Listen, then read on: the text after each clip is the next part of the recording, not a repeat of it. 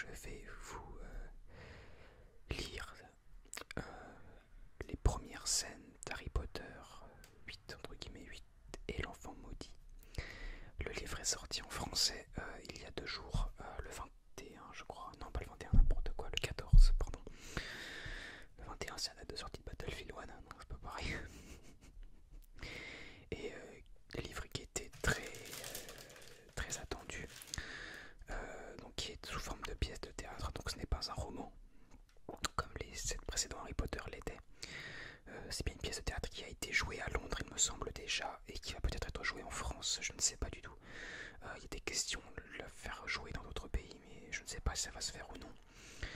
Ce ne sont pas les mêmes acteurs qui jouent dans la pièce de théâtre et dans le film, ils n'ont même aucun rapport, puisque le théâtre est une autre approche par rapport à une approche différente du cinéma. Donc voilà, donc c'est sous forme de théâtre, donc je sais pas tout ce que ça va donner quand je vais devoir lire, puisque je dois lire le nom des personnages avant chaque phrase qu'ils vont prononcer, puisque c'est du théâtre, sinon vous n'allez pas comprendre qui s'adresse à qui. Donc nous allons voir ce que ça donne. Voilà, donc le livre est emballé juste là.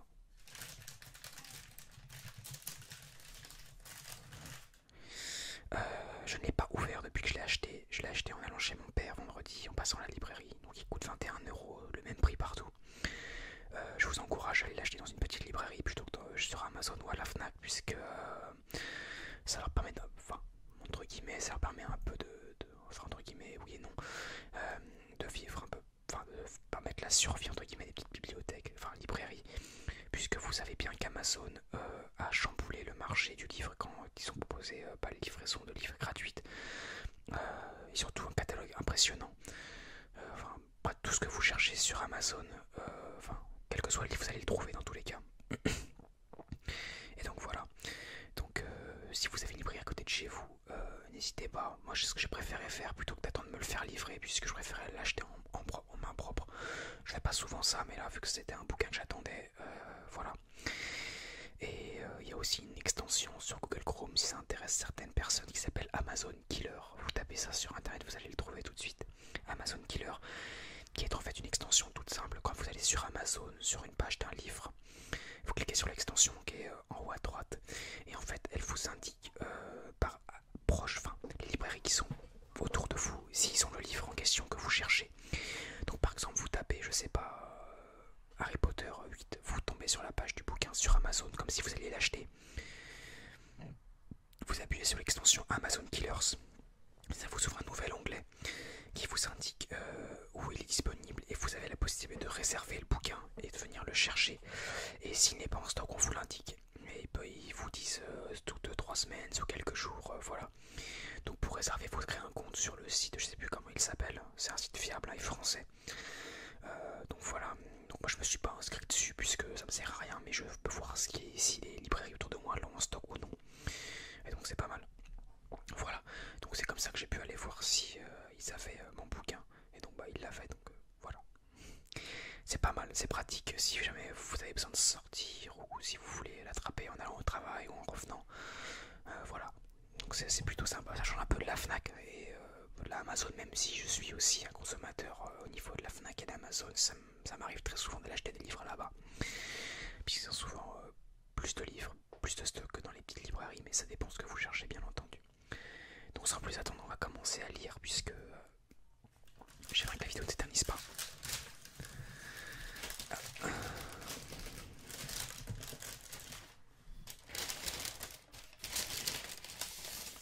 Hop là. Alors, Harry Potter et l'enfant maudit, partie 1 et 2. Je vais vous lire le résumé. La 8e histoire, 19 ans plus tard. Être Harry Potter n'a jamais été facile et ne l'est davantage depuis qu'il travaille au cœur des secrets du ministère de la magie. Marié et père de 3 enfants, Harry se débat avec un passé qui refuse de le laisser en paix, tandis que son fils Albus affronte le poids d'un héritage familial dont il n'a jamais voulu. Quand passé et présent s'entremêlent dangereusement, père et fils se retrouvent face à une dure vérité. Les ténèbres surviennent parfois dans les endroits les plus inattendus. Donc ce livre a été apparemment très bien reçu d'après la presse étrangère. Il y a une note du New York Times, un texte puissant qui vous tient jusqu'au bout de la nuit. Et le Daily Telegraph, qui est un quotidien, il me semble, britannique. Le retour dans le monde magique de Poudlard est époustouflant, aussi bien sur la page que sur scène. Donc voilà, donc l'auteur c'est J.K. Rowling, bien entendu, qu'elle a écrit avec John Tiffany et Jack Thorne, qui je crois qu'ils l'ont aidé à rédiger. Enfin, Jack Thorne a fait la pièce et John Tiffany a dû l'aider à la rédaction, peut-être, ou que ce soit les metteurs en scène de la pièce, je ne sais pas. Voilà, excusez-moi, mon téléphone a vibré. Alors, le livre est sorti à un moment dans la langue originale, mais est sorti, comme je l'ai dit, il y a 2 jours en français aux éditions Gallimard, puisque Gallimard a acheté les droits en premier quand Harry Potter 1 est sorti. Donc je pense que Gallimard a fait une affaire en or, puisque on sait tous que Harry Potter est quand même un des livres les plus vendus au monde, et qui à la base avait été refusé par pas mal de maisons d'édition quand elle avait voulu faire publier son livre J.K. Rowling. Voilà. Donc la couverture est en relief. On voit une espèce de, c'est un beau vif d'or, mais en fouilletto entre guillemets, avec des petites ailes et un enfant au milieu. C'est en relief, donc c'est agréable au toucher. Et c'est très beau, je trouve, assez gros comme bouquin, donc il sortira sûrement en poche plus tard, mais là pour l'instant il est en version originale, enfin en édition originale. Alors, bon, après c'est les phrases. Il a été traduit de l'anglais par Jean-François Ménard, donc merci à lui puisque c'est un sacré travail. Voilà.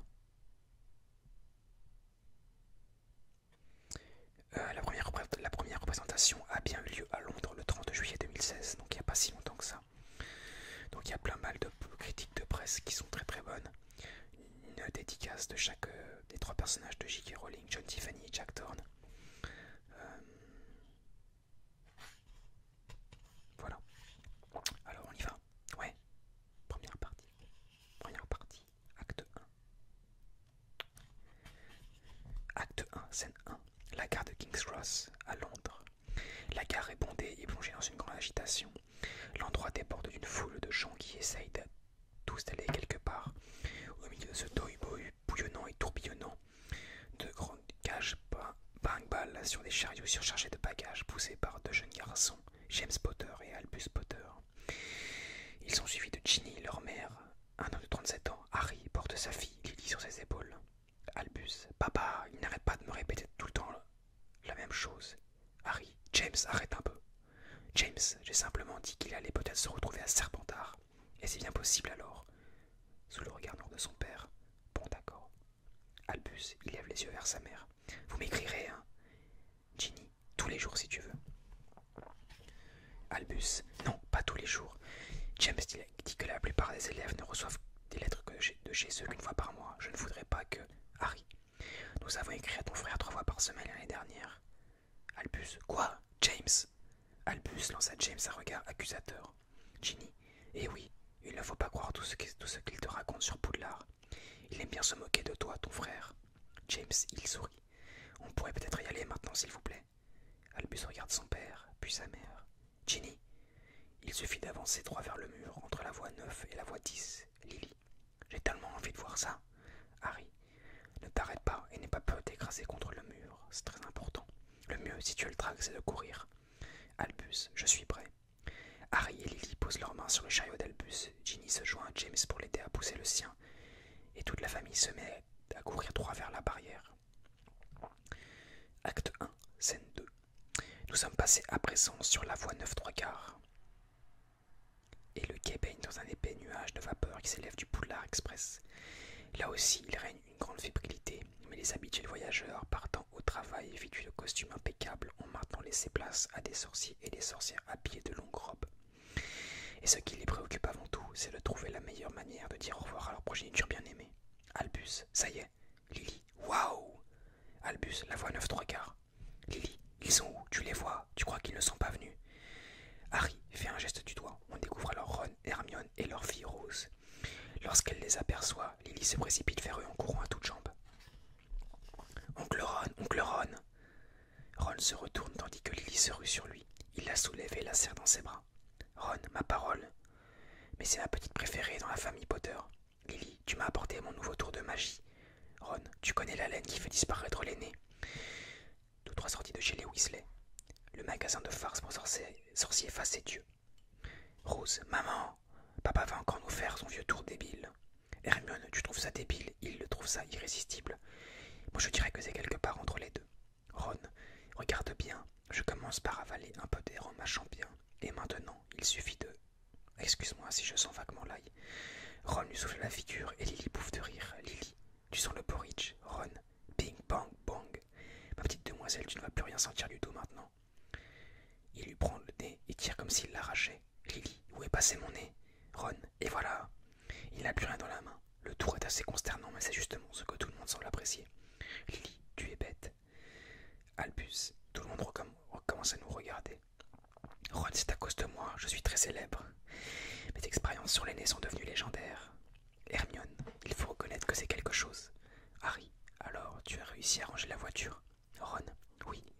Hermione ne croyait pas que je puisse passer un permis de moldu, et toi? Elle pensait qu'il faudrait que je jette un sort de confusion à l'examinateur. Hermione, ce n'est pas du tout ce que je pensais, j'ai parfaitement confiance en toi. Rose, et moi je lui fais confiance pour avoir jeté le sortilège. Ron, et là? Albus, papa. Albus tire sur un pan de la robe de Harry. Celui-ci baisse les yeux vers son fils. Albus, tu crois que, si j'étais, imagine que je sois envoyé à Serpentard. Harry, qu'est-ce qu'il y aurait de mal à ça?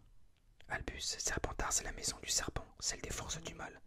Ce n'est pas une maison de sorciers courageux.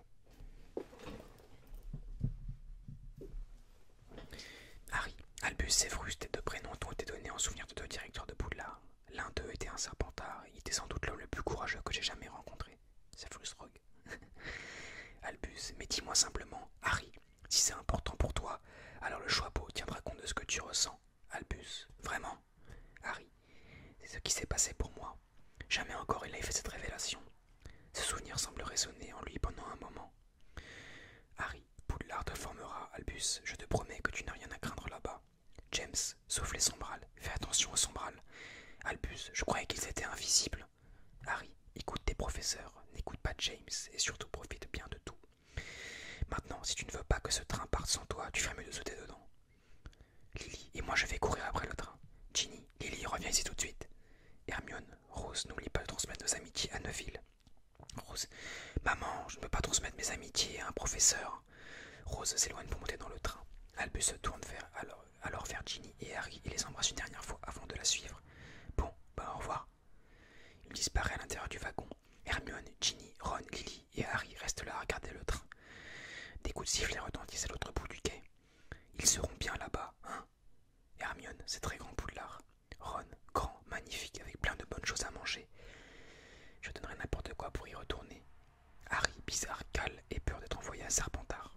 Hermione, ce n'est rien. Rose, sa grande peur à elle, pardon, c'est de savoir si elle va battre des records Quidditch la première ou la deuxième année. Et elle pourra passer ses buses en avance. Ron, je me demande d'où vient cette ambition. Ginny, et toi Harry, qu'est-ce que ça te ferait si Hal, s'il était... Ron, tu sais Jean, on a toujours pensé que toi, tu aurais pu te retrouver à Serpentard. Ginny, quoi?